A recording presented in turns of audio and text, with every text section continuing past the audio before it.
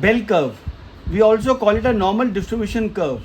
Now, bell curve is a method of performance appraisal that categorizes employees based on a normal distribution, allowing organizations to identify and reward high performers, focus on areas for improvement, and manage performance effectively. Now, we have divided this curve into three sections: A, B, and C. Now, in A category, we always put, this is green category, we always put here outstanding employees.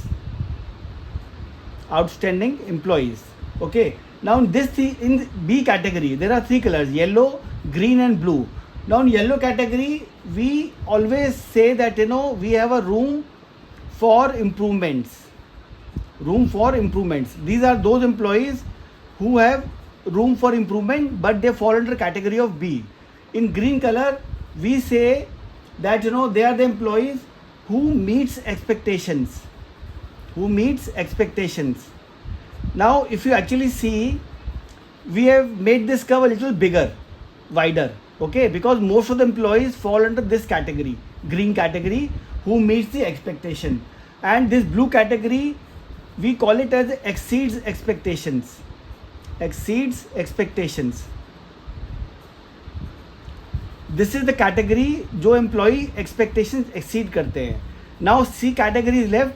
C category we call it as a unacceptable,